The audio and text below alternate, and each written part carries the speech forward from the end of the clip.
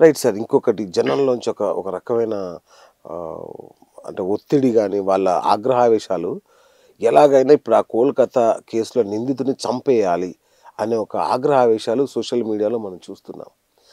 గతంలో ఒకసారి మన కేసీఆర్ గారు గూడా దానికి అనుకూలంగా చేశారు కొంత. సో, అట్లాంటి పరిస్థితి మమతా బెనర్జీ చేయరా? చేయలేదా? చేయకూడదా? ఇప్పుడు జనరల్‌గా అయితే చట్టాలని మన చేతుల్లోకి తీసుకోవడం అనేదైతే తప్పదు ఎప్పుడు గూడా. ఓకే.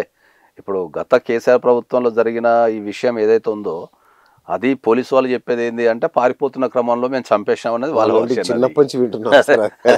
ఇప్పుడు కొన్ని తెలిసినా ఇప్పుడు మనకు కొన్ని తెలిసినా కూడా మనం తెలనట్టే ఉండాలా. అవును. ఓకే. రైట్. కాబట్టి మిమ్మల్ని లాయర్‌గా స్పందించమనట్లా ఒక మనిషి నేను వ్యక్తిగానే స్పందిస్తున్నా. నేను వ్యక్తిగానే స్పందించేది ఏంది అంటే ఇప్పుడు కొద్దిసేపు మనం ఓపెన్‌గా మాట్లాడితే ప్లీజ్ ఈ జనాలకి ఒప్పుకుంటే ఓపెన్‌గా మాట్లాడితే ఫస్ట్ ఇప్పుడు నిర్భయ జరిగింది. అవును. ఓకే. దేశం మొత్తం అల్లాడిపోయింది. అవును. ఓకే. ఒక 10 సంవత్సరాలు 12 సంవత్సరాలు నానా రకాలుగా కొట్లాడి చివరికి వాళ్ళకు రిసిక్ట్ చేసేసినాం. అవును. దాని తర్వాత సెన్సేషనల్ కేసు మనకు దిశ జరిగింది. అవును. సరే దిశలో అది ఇన్స్టెంట్ జస్టిస్ అందామా లేకపోతే కాకతీయంగా జరిగింది అందామా అది కోర్టులో ఉన్న అంశం కాబట్టి the court will decide. Okay. So అక్కడైతే ఎవరైతే నిందితులు అనబడే వాళ్ళు అయితే చనిపోయారు. అవును. దాని తర్వాత ఇప్పుడు మనకి ఇప్పుడు వచ్చి అభయ అంటున్నాం దీన్ని మనం. ఓకే. ఓకే. సో ఇన్ని జరుగుతున్నప్పుడు దీన్ని అరగట్టగలిగే శక్తి లేదా అనేది ఒక క్వశ్చన్ ఫస్ట్. Exactly sir. ఇప్పుడు సొసైటీ అదే అడుగుతుంది. సొసైటీ అడుగుతుంది కదా. మరి ఏదైతే ఈ సోకాల్డ్ సొసైటీ ఉందో ఫస్ట్ ఈ సంఘటన జరిగింది కదా. ఈ సంఘటన జరిగిన తర్వాత నాకు విన్నప్పుడు ఫస్ట్ ఒక మగ వ్యక్తి కింద నా మీద నాకే అసహ్యం వేసింది. ఫస్ట్ ఆఫ్ ఆల్ నా మీద నాకే అసహ్యం వేసింది. ఎందుకు వేసింది అంటే నాకు ఆ సంఘటన జరిగిన తర్వాత ఒకసారి నా జీవితంలో ఉన్న ఆడవాళ్ళందరూ గుర్తొచ్చిండు. ఇప్పుడు సపోజ్ నేను చెప్తా, మనం మగవాళ్ళం కదా, మన తల్లికి ఏమైనా జరిగితే మనం ఊరుకుంటామా? మన చెల్లికి ఏమైనా జరిగితే ఊరుకుంటామా? మరి మన తల్లికో మన చెల్లికో మన ఫ్రెండ్కో జరిగితే మామూలు ఎవడన్నా చూస్తేనే మనం భరించలేం కదా. మరి మన తల్లికి ప్రొటెక్షన్ ఇస్తాం, మన చెల్లికి ప్రొటెక్షన్ ఇస్తాం, మనకు ఫ్రెండ్ తెలిస్తే ఫ్రెండ్కి ప్రొటెక్షన్ ఇస్తాం, మనకు భార్య ఉంటే భార్యకి ప్రొటెక్షన్ ఇస్తాం. మరి సమాజంలో ఇంకో ఆడపిల్ల కూడా ఇట్లాంటి వ్యక్తే కదా. దాన్ని మనం ఎందుకు ప్రొటెక్షన్ ఇవ్వలేకపోతున్నాం? ఇంకో ఇంటి తల్లి ఇంకో ఇంటి చెల్లె కదా, ఎవరో ఒకలే కదా. దాని మీద మనం ఎందుకు అవగాహన తెచ్చుకోలేకపోతున్నాం? ఎందుకు ఎడ్యుకేషన్ చేయలేకపోతున్నాం? మనం జనాలని మన ఇంట్లో ఉన్న కుటుంబ సభ్యులకు మనం ఎందుకు చెప్పలేకపోతున్నాం? వాళ్ళతో ఎందుకు డిస్కస్ చేయలేకపోతున్నాం? ఇప్పుడు నేను ఇద్దరు కొడుకులకు తండ్రి, నాకు బాధ అనిపించింది చాలా. అరే మనం ఒక తల్లికి ప్రొటెక్షన్ ఇస్తాం, మన తల్లిని ఎవరన్నా చిన్న మాట అంటే భరించాం, మనకు ఓపిక లేకపోయినా ఫైటింగ్ చేసేస్తాం. ఒక మన చెల్లికి ఏమన్నా జరిగిందంటే మొత్తం ప్రపంచాన్ని అంతా ఏకం చేసేసి పోతాం. ఇన్ని జరుగుతున్నప్పుడు ఒక తోటి ఆడపిల్ల కూడా ఒక మనిషే కదా. మన వాళ్ళకి ఎందుకు మనం హీరోలం అంటే ఏంది? ఆపదలో ఉన్న కాపాడుకోవడం హీరోయిజం కదా. నీ సెన్సెస్ ఎప్పుడు పనిచేస్తున్నాయి? నువ్వు ఒక అమ్మాయి అక్కడ ఒంటరిగా ఉన్న ఒక అమ్మాయిని ఇప్పుడు దేశవ్యాప్తంగా ఇప్పుడున్న మన టెక్నాలజీకి కావచ్చు, ఇప్పుడున్న మన అవసరాలకు కావచ్చు, ఆడపిల్లలు రాత్రనక పగలనక వాళ్ళు పని చేస్తున్నారు, ట్రావెలింగ్ చేస్తున్నారు, మీడియా రంగాలలో ఉన్నారు, కవరేజ్కి వెళ్ళాలా, హాస్పిటల్స్ వెళ్ళాలా, నర్సులు ఉంటారు. కొన్ని వందల మంది అమ్మాయిలు రాత్రనక పగలనక ట్రైన్స్లో కానీ క్యాబులలో కానీ ఆటోలలో కానీ నడుచుకుంటా కానీ పోతున్నప్పుడు నీకు తారసపడ్డప్పుడు నువ్వు ఒక ప్రొటెక్టర్గా ఉండాలి కదా. ఒక ఆడపిల్ల ఒక బస్ స్టాప్లో అర్ధరాత్రి పూట ఒంటరి నిలబడ్డప్పుడు నువ్వు ఒక ప్రొటెక్టర్ ఉండాలి కదా. నువ్వు ప్రొటెక్టర్ ఉండకుండా ఆడపిల్లని నువ్వు ఈవ్ టీజింగ్ చేయటమో లేకపోతే అసభ్యకరమైన చర్యలు చేయటమో లేకపోతే ఇంకేదైనా చేయడానికి ప్రయత్నించడం ఎంత తప్పది. సినిమాలో డైలాగ్ ఉంటుంది సార్, నాకు బాగా అతుకుపోయిన డైలాగ్.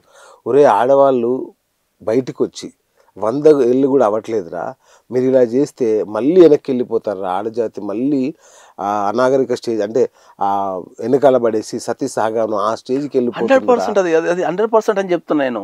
ఏ ఆడపిల్ల అయినా అర్ధరాత్రి పూట కానీ లేకపోతే ఒంటరిగా ఉన్నప్పుడు కానీ ఎక్కడైనా నిలబడ్డప్పుడు మన లాంటి మగవాళ్ళని చూస్తే వాళ్ళకు ఒక భరోసా రావాలా, ఒక ధైర్యం రావాలా. అరే ఒక నేను సెక్యూర్ ప్లేస్లో ఉన్నాన్ని వాళ్ళకి అనిపివాలా.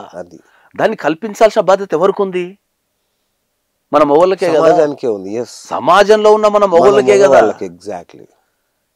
ఇప్పుడు ఏంటి సార్ ఇంత మానవ మృగాల్లాగా మారే పరిస్థితి ఎందుకు వస్తుంది సార్? నాకు అర్థం కావట్లే. అంటే దీంట్లో ఒక ప్రముఖ రాజకీయ నాయకుడి కొడుకు ప్రమేయం ఉందంటున్నారు. ఇది ఒక గ్యాంగ్ రేప్ అంటున్నారు. ఎవడో ఒక పిచ్చోడిని బలి పశువు చేసే ప్రయత్నం జరుగుతుంది. వాడు police informer Sanjay Roy something, వాడిని ఏదో బలి పశువు చేసే ప్రయత్నం చేస్తున్నారు. వాడు సైకో అని పిచ్చోడని ప్రూవ్ చేసే ప్రయత్నం చేస్తున్నారు. అసలు ఓవరాల్గా ఈ కేసులో ఏం జరుగుతుంది సార్ మీ అంచనా? ఇప్పుడు ఆ కేసు మీద అయితే మనకు ఏదైనా కూడా మీడియా కథనాల వల్లనే మనం కేసుని వింటున్నాం తప్ప మనం దానికి సంబంధించిన డాక్యుమెంటరీ కానీ దానికి సంబంధించి ఇప్పుడు హై సెన్సిటివ్ కేసు కాబట్టి అంత జనరల్గా డాక్యుమెంట్స్ కానీ లేకపోతే ఇతర విషయాలను కూడా యాక్సెస్ చేయనివ్వరు. ఎందుకంటే అది కొద్దిగా సెన్సేషనల్ కేసు. తర్వాత ఇప్పుడు ఉన్న మీడియా కూడా ఏంటంటే ఇప్పుడు ఎప్పుడైనా కూడా మన మీడియా కూడా ప్రధాన పాత్ర ఏంటి అంటే ఒక సంఘటన జరిగినప్పుడు, ఇప్పుడు ఆ సంఘటన జరిగిన తర్వాత కొన్ని వందల వీడియోలు కానీ దానికి సంబంధించి దాన్ని డిస్క్రైబ్ చేస్తున్నో లేకపోతే ఏదో జరిగిందనో ఇస్తున్నో తప్ప దాని సొల్యూషన్ గురించి ఎవరు మాట్లాడతాం లేరు. ఒక్క ఇంటర్వ్యూ లేదు దాని సొల్యూషన్ గురించి. ఈవెన్ నేషనల్ మీడియా కానీ లోకల్ మీడియా కానీ ఏ మీడియా అయినా సరే దాంట్లో ఉన్న సెన్సేషనల్ విషయాల్ని క్యాచ్ చేసుకోవడానికో లేదా దాంట్లో ఉన్న సెన్సేషనల్ విషయాల్ని చెప్పడానికో చేస్తున్నారు. కానీ మరి ఇదే మీడియా మరి దాని సొల్యూషన్ కనిపెట్టాలా, లేకపోతే ఇట్లాంటి సంఘటనలు జరగకుండా మనం ఎట్లా నివారించాలా? ప్రతి ఇంట్లో ఒక ఆడపిల్ల ఉంటుంది కదా, మరి ఆడపిల్లకు మనం రక్షణ ఇవ్వాలా? మనం చదువుకున్న వ్యక్తులం కదా, మనం ఇంత టెక్నాలజీ పెరిగింది, ఇంత చదువుకున్నాము, ఎక్కడికో వెళ్ళిపోతున్నాము, ఒక ఆడపిల్లకు రక్షణ ఇవ్వలేమా ఈ దేశంలో? ప్రధానంగా నేను చెప్పగలిగేది ఏంటి అంటే ప్రతి మగవాడు వాళ్ళ జీవితంలో ఆడది లేకుండా బతకడం అనేది కష్టం. ఎందుకంటే మన పుట్టుక కానుంచి మన చావు వరకు వాళ్ళ తోడు మనకు ఉండాల్సిందే ఏదో ఒక రూపంలో. నువ్వు పెళ్లి చేసుకోలేదంటే నీకు అక్కనో చెల్లెనో ఎవరో తల్లినో పిన్నో గిన్నో ఎవరో ఒకరు జీవితంలో ఓడిపోతారు కదా. మరి నీ ఇంటి ఆడవాళ్ళని నువ్వు అంత ప్రట్టిగా చూసుకున్నప్పుడు మరి నువ్వు బయట ఆడవాళ్ళని ఎందుకు చూడలేకపోతున్నావు? అది ఎవరి మన ఆలోచనలో తప్పు ఉందని చెప్తా నేను. సార్ ఆలోచనలో తప్పు ఉంది సరే, నేనంటాను ఈ వ్యవస్థలు ఈ దిశగా అంటే మనిషిలో ఒక మెకాలే ఎడ్యుకేషన్ సిస్టమ్ని మన మనిషిని ఒక రోబోలాగా తయారు చేయడానికి వాడుతున్నారు తప్ప ప్రతి మనిషిలో సాటి మనిషిని ప్రేమించాలి, గౌరవించాలి, ఒక మానవత్వం, ఒక ప్రేమ, ఒక కుటుంబ విలువలు, ఇట్లాంటి ఎడ్యుకేషన్ ఎందుకు ఉండదు సార్? ఇది ఎక్కడ నేర్చుకోవాలి? ఇది ఎవరు చెప్పాలి? ఆ ఎడ్యుకేషన్ ఎందుకు ఉండదు అంటే ఏంటంటే ప్రతి ఒక్కరు ఉరుకుల పరుగుల జీవితంలోకి వెళ్ళిపోయారు, తెలవకుండా వలసలు వెళ్ళిపోయారు. అవును. చిన్నప్పటి నుంచి పిల్లలకు మనము చదువుల గురించి, వాటి ర్యాంకింగ్స్ గురించి, వాటిలో ఉన్న కెరియర్ గురించి మనం చెప్తున్నాం. ఇప్పుడు మీకు అర్థమయ్యే భాషలో చెప్పాలంటే నేను చదువుకున్నప్పుడు నాకు చందమామ పుస్తకాలు అని ఉంటుండే. ఓకే, బొమ్మరిల్లు అని, చందమామ అని మంచి మంచి కథలు చెప్పే పుస్తకాలు, పెద్దబాల శిక్ష అని ఒకటి ఉంటుండే. ఓకే, నీతి కథలు. తర్వాత మనకు అప్పుడు రామాయణ పుస్తకాలు చదువుతుండే, భారతం చదువుతుండే, మంచి మంచి పుస్తకాలు చదువుతుండే. ఇప్పుడున్న తరానికి మొబైల్ ఫోన్స్, గేమింగ్ తప్ప వాళ్ళకు మానవత్వ విలువలు నేర్పగలిగే ఇన్స్టిట్యూషన్ ఏముంది?